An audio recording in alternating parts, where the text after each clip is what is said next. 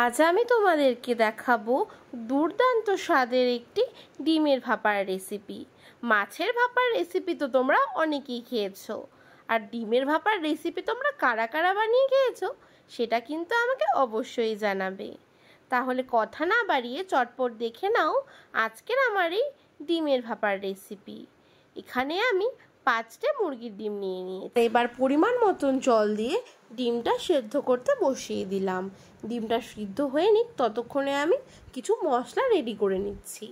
দেখো এখানে আমি নিয়ে নিলাম সাদা সর্ষে আর লাল সর্ষে, আর এখানে নিয়ে নিলাম পোস্ত আর কয়েকটা লঙ্কা। আমি এগুলো সব একসাথে মিক্স করে নেব। আর দেখো এই পাশে ডিমটাও কিন্তু আমার সেদ্ধ হয়ে গেছে। এরপর ডিমটা একটু ঠান্ডা করে নিয়ে ডিমটা ভালো মতন ছুলে নেব। আর তোমরা যারা যারা আমার চ্যানেলটিকে এখনো সাবস্ক্রাইব করোনি তারা চটপট গিয়ে আমার চ্যানেলটিকে সাবস্ক্রাইব করে দিও, আর পাশে থাকা বেল আইকনে কিন্তু ক্লিক করতে ভুলবে না। দেখো ডিমগুলো কি সুন্দরভাবে আমার ছোলা হয়ে গেছে। এরপর একটা ছুরি দিয়ে আমি ডিমগুলো ভালো মতন টুকরো করে কেটে নেব। আমি মাছ বরাবর টুকরো করে ফালি ফালি করে নিলাম ডিমগুলোকে।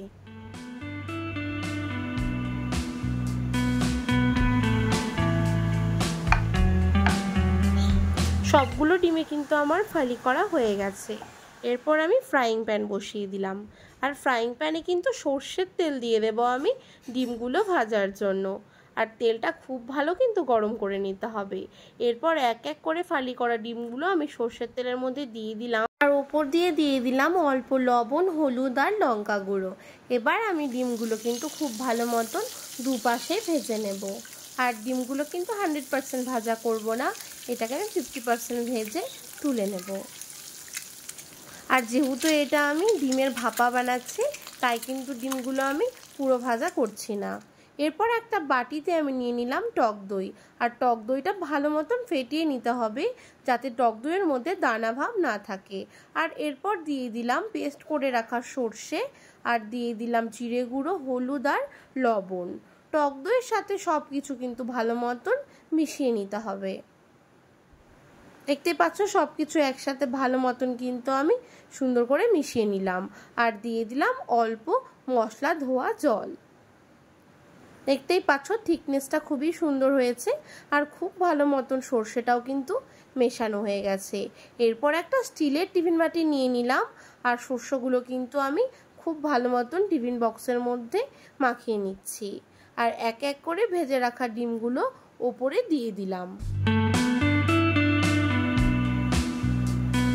আর ওপর দিয়ে দেবো কয়েকটা চিড়ে রাখা কাঁচা লঙ্কা, আর দিয়ে দেবো সর্ষের তেল। ভাপাতে কিন্তু সর্ষের তেলটা মাস্ট তোমাদেরকে দিতেই হবে, তাতে খেতে আর সুগন্ধ দুটোই কিন্তু দারুণ হয়। এরপর আমি টিফিন বাটির মুখাটা বন্ধ করে দেব। তার আগে আমি ডিমের ওপর দিয়ে ছড়িয়ে দিলাম ভেজে রাখা পেঁয়াজ, আর তারপর টিফিন বাটির মুখাটা খুব ভালো মতন করে কিন্তু লাগিয়ে দিলাম।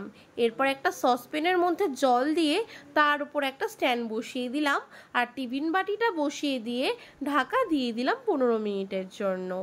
15 মিনিট পর ফিরে এলাম, আর টিফিন বক্সটা নামিয়ে ঠান্ডা করে নিলাম। আর মুখাটা খোলার পর দেখতেই পারছো কি দারুণ হয়েছে আজকের আমার এগ ভাপা। তাহলে আজকের আমার এই এগ ভাপার রেসিপি কেমন লাগলো অবশ্যই